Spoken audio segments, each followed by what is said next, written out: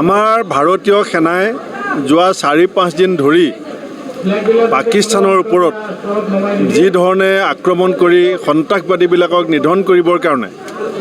যি শক্তি প্ৰদৰ্শন কৰিছে, পাকিস্তানৰ লাহোৰলৈকে সোমাই গৈ তেওঁলোকৰ এয়াৰপৰ্ট ধ্বংস কৰা,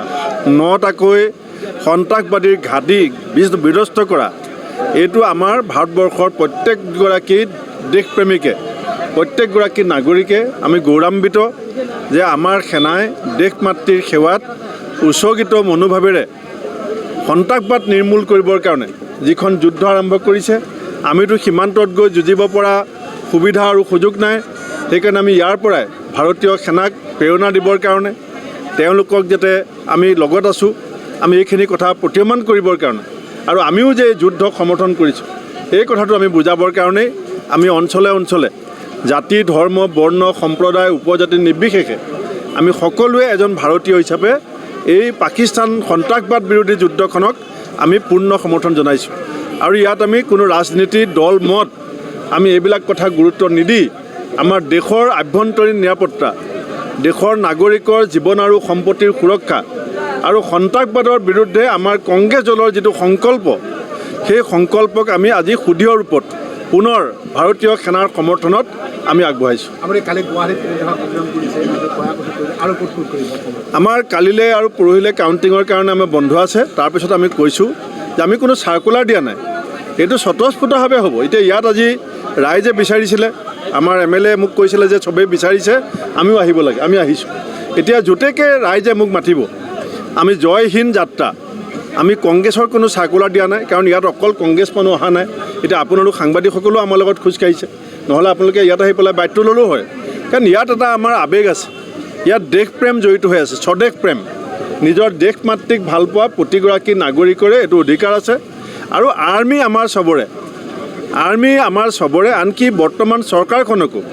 আমি এই সন্ত্ৰাসবাদ বিৰোধী যিটো তেওঁলোকৰ কাৰ্যসূচী আৰু চিন্তা,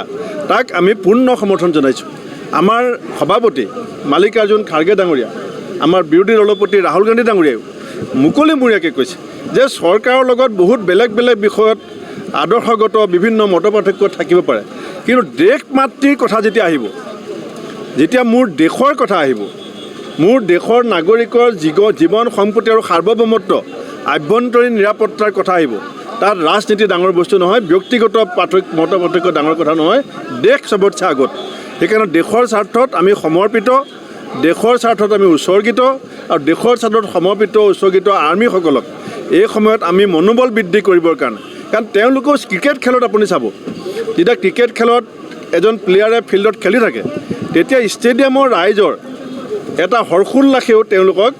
যথেষ্ট উৎসাহিত কৰে। আজি আমাৰ সৈনিকসকলে সীমান্তত যুঁজিছে, লাহোৰলৈকে সোমাই গৈছে। তে লাহোৰলৈ যোৱা সৈনিকজনে গম পাব লাগিব যে সমগ্ৰ ভাৰতবৰ্ষৰ জনসাধাৰণৰ আশীৰ্বাদ, শুভকামনা মোৰ লগত আছে আৰু সঁচাকৈ আছে। অসম প্ৰদেশ কংগ্ৰেছ কমিটিৰ মাননীয় সভাপতি ভূপেন কুমাৰ বৰা ডাঙৰীয়াৰ নেতৃত্বত যোৱাকালি আমি গুৱাহাটীত জয় হিন্দ যাত্ৰা আৰম্ভ কৰিছোঁ, আৰু আজি দ্বিতীয় দিন আমাৰ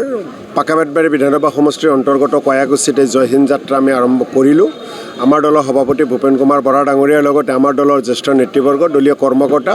আৰু সকলো স্তৰৰ ৰাইজে অংশগ্ৰহণ কৰিলে। আমাৰ এটাই লক্ষ্যৰ উদ্দেশ্য, সন্ত্ৰাসবাদীৰ ঘাটি পাকিস্তানক উপযুক্ত শিক্ষা দিব লাগে, আৰু ইতিমধ্যে ভাৰতীয় সেনাই উপযুক্ত শিক্ষা দি আছে। কোনো কাৰণতে সন্ত্ৰাসবাদীৰ ঘাটি পাকিস্তানত যাতে আৰু সন্ত্ৰাসবাদী কাৰ্যকলাপ চলাব নোৱাৰে, তাৰ কাৰণে ভাৰতীয় সেনাই যি ধৰণৰ ব্যৱস্থা আৰম্ভ কৰিছে, আমি এজন ভাৰতীয় হিচাপে যথেষ্ট উৎফুল্লিত আৰু আমি গৌৰৱান্বিত। আমি সকলোৱে মিলি ভাৰতীয় সেনাক আমি সমৰ্থন জনাইছোঁ, ভাৰতীয় সেনাৰ প্ৰতি আমাৰ শুভেচ্ছা আছে, আৰু আমাৰ প্ৰতিজন কংগ্ৰেছ কৰ্মীসকলৰ লগতে প্ৰতিজন ভাৰতীয় সেনাৰ লগত কি ধৰণে আমি সহায় কৰিব লাগে, ইতিমধ্যে আমাৰ দলৰ নেতা মাল্লিকাৰ্জুন খাৰ্গে ডাঙৰীয়া, ৰাহুল গান্ধী ডাঙৰীয়া, ভূপেন বৰা ডাঙৰীয়াই অসমৰ প্ৰতিজন কংগ্ৰেছ কৰ্মীক নিৰ্দেশ দিছে। আমি সাজু হৈ আছোঁ। যি ধৰণে ভাৰতীয় সেনাই আমাৰ ফালৰ পৰা আমাক যি ধৰণে ব্যৱহাৰ কৰিব বিচাৰিব, আমি নিশ্চিতভাৱে ব্যৱহাৰ হ'ম দেশৰ কাৰণে আমি তেজ দিম, আৰু তাৰ কাৰণে এই ৰ'দৰ মাজতো হাজাৰ হাজাৰ ৰাইজ ওলাই আহিছে, এটা কথাই কৈছে, ভাৰতীয় সেনাবাহিনী জিন্দাবাদ, পাকিস্তান নিপাত সন্ত্ৰাসবাদীৰ ঘাটি পাকিস্তান নিপাত পাকিস্তানক কোনো কাৰণতে গোটেই বিশ্বই সমৰ্থন কৰিব নোৱাৰে আৰু পাকিস্তানক সমগ্ৰ বিশ্বক দেখাকৈ একমাত্ৰ ভাৰতীয় সেনাহে উপযুক্ত শিক্ষা দিব পাৰে আৰু সেই শিক্ষা আৰম্ভ হৈছে আৰু সেই শিক্ষা আৰু উচিত শিক্ষা দিব লাগিব আৰু আমাৰ বিশ্বাস যে ভাৰতীয় সেনাসকলে নিশ্চিতভাৱে পাকিস্তানৰ এটা সন্ত্ৰাসবাদীক বিচাৰি তেওঁলোকক নিপাত কৰিব নিশ্চিতভাৱে ইয়াৰ পৰৱৰ্তী পৰ্যায়ত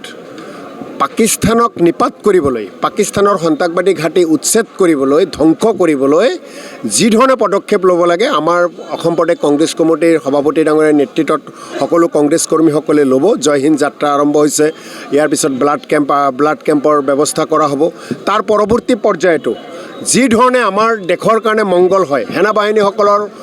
সহায়কাৰী যি কাম আমি কৰিব পাৰোঁ বিচাৰিলে নিশ্চিতভাৱে আমি সাজু হৈ আছোঁ ঘৰত আনন্দ আৰু সম্পৰ্কৰ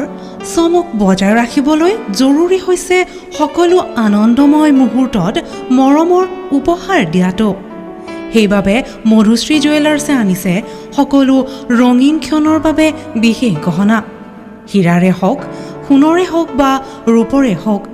শ্ৰেষ্ঠ ডিজাইনছ আৰু হলমাৰ্কযুক্ত গহনাই ৰাখে সম্পৰ্কক নিখুঁত তেনেহ'লে আজিয়ে আনক আনন্দ মধুশ্ৰী জুৱেলাৰ্ছৰ সৈতে যোগাযোগ কৰক 7002800341 নাইবা ভিজিট কৰক LNB ৰোড নলবাৰী অসম